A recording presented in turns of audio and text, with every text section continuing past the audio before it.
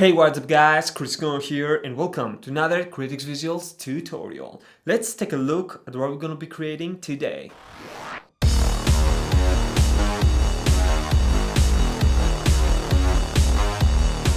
Pretty cool. Make sure you guys check the original video with all the VFX because it's pretty awesome. And before we get started, I just want to let you guys know that I have two links in the description that I highly urge you to take a look at. One is the Creative Store, where you can find some pretty awesome assets for your productions. And the second one is the new thing for 2018 and beyond, which is the Creatives Vault. The Creatives Vault is an awesome exclusive library full of dozens of projects that include product samples, LUT packs per project, as well as the original clips used to create the videos. You can get access to videos from 2016, 2017, and everything that comes after, including today's tutorial. So, highly urge you guys to check it out. And with that said, fire up After Effects and let's get started. Okay guys, so we are within After Effects now, and if I click over to my folder with my project, you can see that you have everything that you need to work on this. Now we have the LUTs that were used for this, we have the project, and we have the footage. So if I go to my assets, we can see that today we're gonna need a green screen footage, some particles, and both of these are samples from the Creative Store. So we're gonna need some particles to fill up our scene, as well as a fog asset that is really gonna help fill in the background and create a very distinct depth, even though the whole thing is supposed to be darkness, right? Like we have the main I don't know, character here with his awesome sword, and you know, he's supposed to be surrounded by darkness, and you know, some pretty cool things happen, just like an anime basically. And I don't know if you guys know, quick thought on this, this sword is Rukia's from the Bleach series. I don't know if you guys caught on that, but I just want to let you know. Pretty cool, got it from Amazon, pretty awesome prop. So we have the folder and we have everything that we need to get this project started. So within After Effects, this is the final look that we want to achieve, right? And we're gonna take it step by step. So the first thing that I want to show you guys is go over to my VFX comp and isolate my clip. And as you can see, this is a green screen clip. Let me remove the transparency, go to effects, and remove everything. Pretty cool. So as you can see guys, this is me in front of the green screen, and we have a pretty good green screen here because it's evenly lit. So how do we take something like this and get it to something like this? Oh no, I'm just gonna show you guys this for fun. Ooh, yes, this is exactly what I want. Not really. So, how do I start? First of all, as you can see, I've scaled down the clip because let's put it back to 100. As you can see, because I know that my final project is gonna have a different aspect ratio. And the cool thing about a green screen is that you can resize whatever you shot, as long as not anything interacts with the edges and gets lost, you know. So you can resize it, so at your final composition, that is, let me remove this for a second so we can see. So at your final composition, the framing is exactly what you originally wanted without having to crop anything, which is pretty cool. So let's go back. So the first thing that I do when I have a green screen is to make a slight sharpen adjustment depending on the clip. So if I zoom in here, not sure how good you guys can see it through YouTube, but off and on. We just define the edges just a touch, so After Effects has a better time figuring out what to key out and what not to key out. So the second thing that you need to do is to key out the green. Right now After Effects has a built-in effect, which, if I'm not sure, is here, Key Light 1.2. yes, pretty cool. But we're gonna use a plugin. Now the concept is the same. You can achieve the same thing with the built-in After Effects effect. You might just need to replicate the footage a bit and just do a different key just for the hair, but the concept are the same and the thing is the same. I've just been using this for years now, and I'm pretty familiar with it. So I just want you guys to learn what you overall need to look for and what your end result should look like, right? So I'm gonna reset this and start all over again. So I'm gonna select the color that I want to tell After Effects that, hey, choose this and remove it from everything, right? So I'm gonna take my select tool, which is the same as the built-in After Effects effect, and that's it. As we can see straight up, it's doing a pretty good job selecting the color that I picked and removing it, but we have a lot of artifacts and stuff,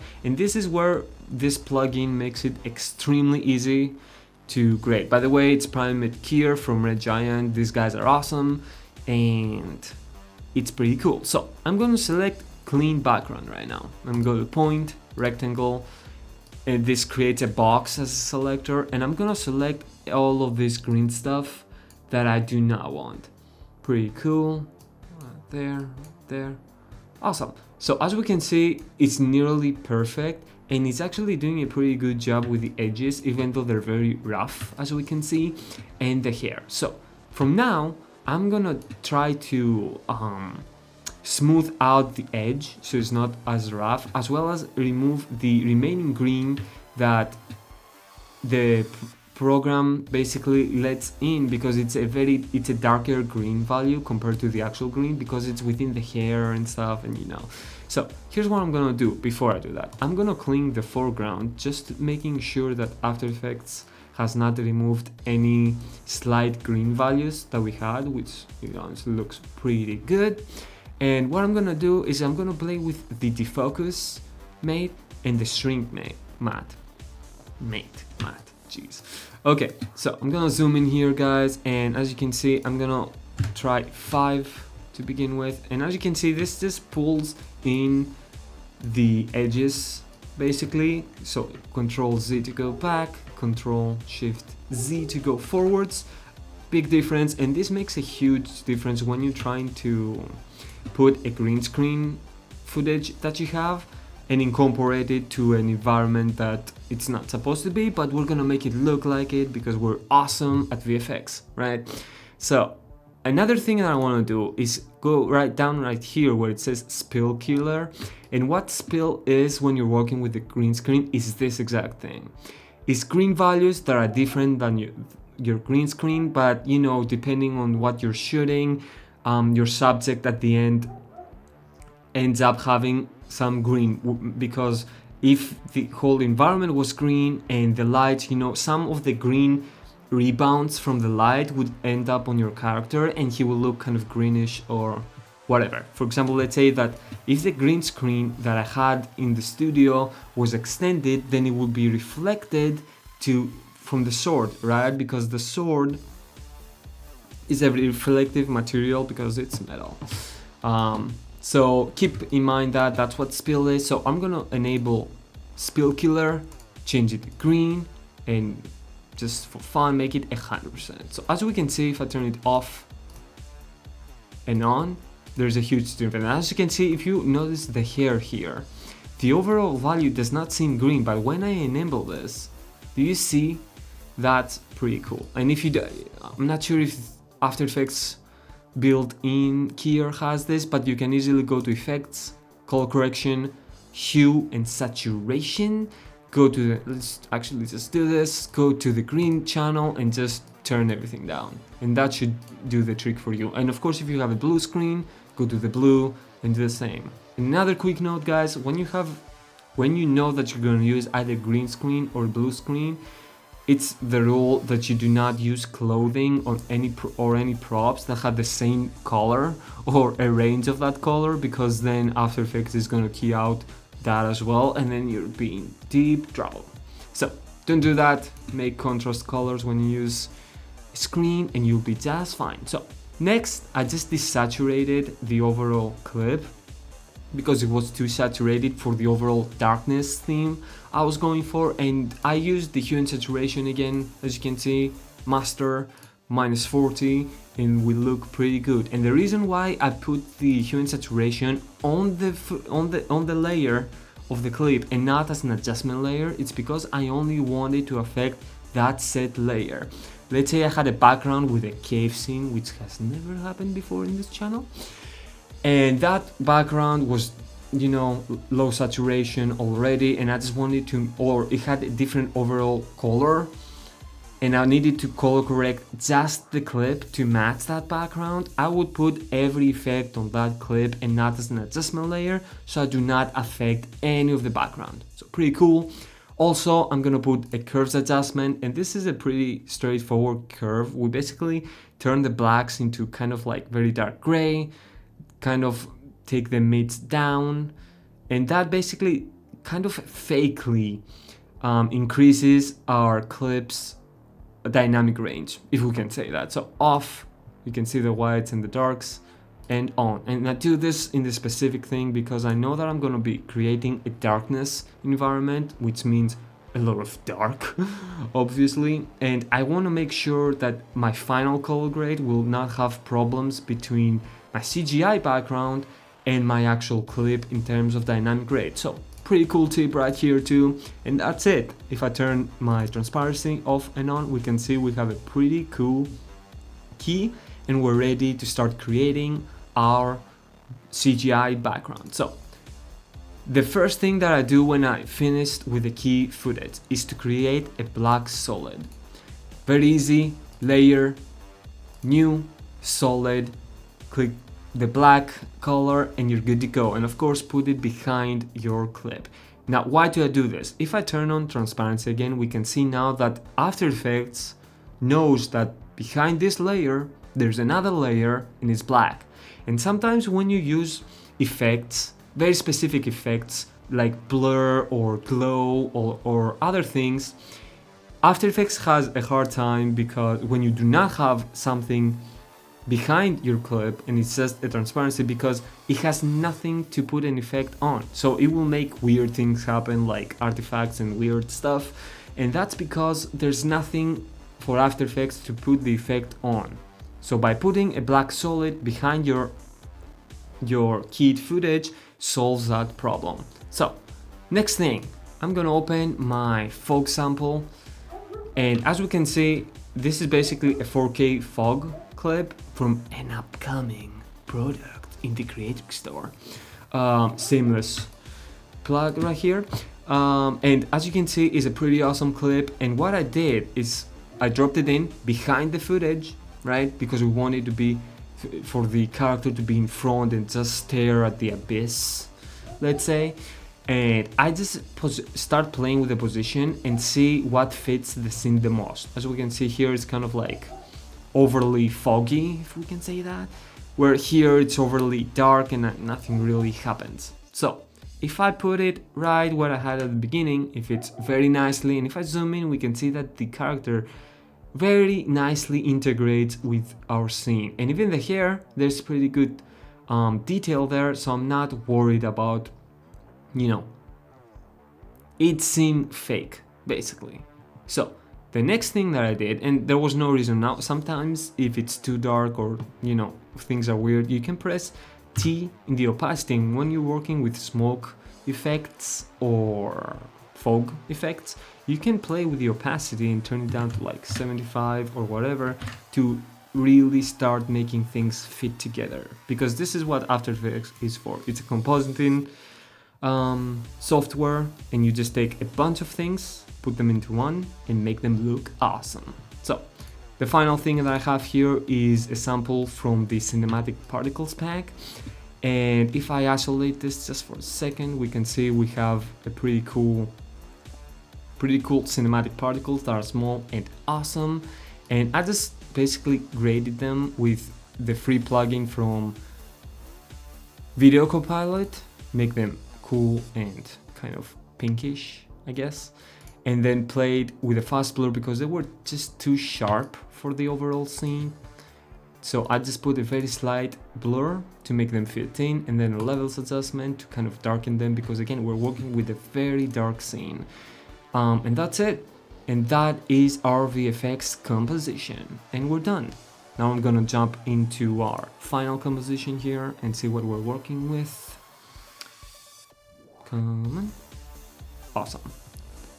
So look at what's happening here. So we have our VFX and we're done, right? So now we're gonna start making this look a bit more cinematic, and that means color grading and some more effects here and there. So let me show you guys what I got. So I have my LUTs, which is included with the project files, right? So I'm gonna open this and we see we have this cool, very light, shadowy, bluish tone, as well as a very good contrast. And this is our color grade, right? Which looks pretty cool. And if I open my ratio to basically the cinematic bars, we can see that we have a pretty cool imagery going on, right? But when I was looking at it, I felt like we could do more, right? So here's what I did.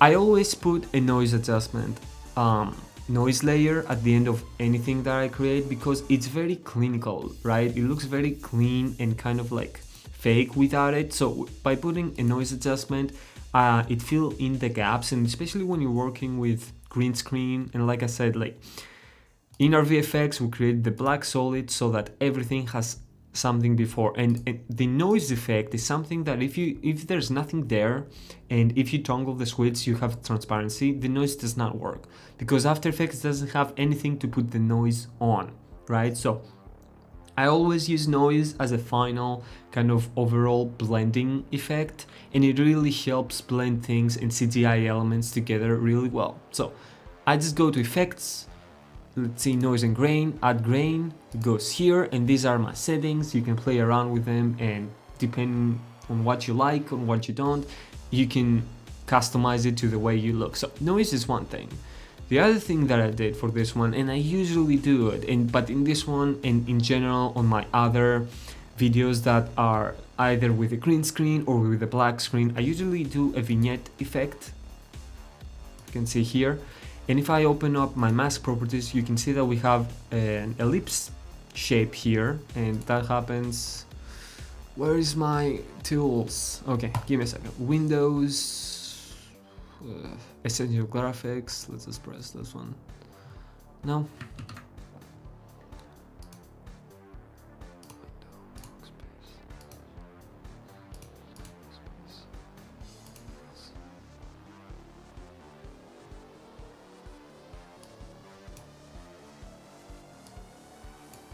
Okay, for some reason I removed my tools, but we're back. So if I select this one, you can see we have the ellipse tool, and if you select that one and you double click, it creates a perfect ellipse surrounding your clip. So I press M and press the mask to subtract, and then everything that we put on, it goes on the edges, which is pretty damn cool.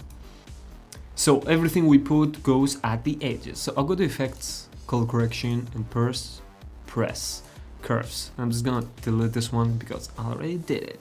So as we can see, we have just curves adjustment, and I just drop it down to increase the amount of, how dark it looks, or decrease it depending on how light I want the effect to be. So if I open this up, we can see what it does. Now, of course, when you first do this and your mask feathering is at 0, it will look kind of like this, which is not the best. So what you do is you go to vignette, your layer basically, and you press F. Well, press F again because I already pressed it. So you press F and the mask brings you up the mask feathering value. And usually when you work with the 1080p composition, 500 is a pretty good, a very nicely ranged feathering to make it look very cool. So that's it, but this is really what I want you guys to focus on. So I have to zoom in here and open both of those layers and let it load. Come on, pretty cool. So if I zoom in here, we can see that we have a very interesting effect. This is the RGB split effect, and we also have a blur effect just at the edges. And if I toggle on my mask again, just in one of them, you can see we have another ellipse tool, and it with the respective feathering, of course. If you press F, which is 500, and this is an effect that only affects the edges, and with the feathering value, it just goes in a bit more towards the center. But what is it? So as you can see, if I zoom in here, and you can see it's very slightly goes in and gets lost as we go to the center.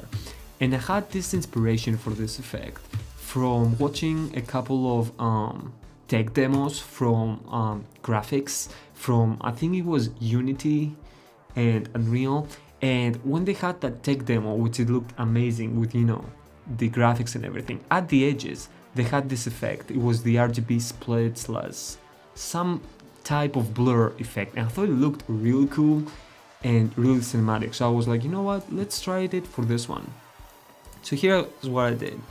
I have my 2 layer adjustments with the mask, so it only affects the edges, and I have the Radial Blur effect, which is effect, blur, and Radial Blur. Radial Blur. So I select that one. I change the type to zoom because the other one just spins and looks kind of weird. Anti-aliasing high, and then I just leave it to the center, so it, you know, it creates that cool radial effect. And then I played with the amount, with the feathering, and it looks awesome. It's not as defined in this one, but if you watch the VFX art breakdown for the Soul Blade, you will see what I mean in some other scenes, which I really think it looked pretty cool. And I really liked it. And then what I did, I used some RGB separation effects and stuff, and I just played around with the settings, see what fitted the best depending on the scene, if it was a close-up or a mid like this one, and that was it. And you know, in general, I think it really added a different character, you know, to the overall clip instead of just being the classic dark and white thing. So that's it, guys. We're done. We created the effect, which is pretty cool. And of course, more tutorials on the Soul Blade are coming, like the swords, the souls of the swords, and the other cool things that you saw in the original. Okay, guys, so that's a wrap. I hope you enjoyed the tutorial and you learned something. Make sure to check those links in the description, and I'll catch you guys on the next one. Until then, stay creative.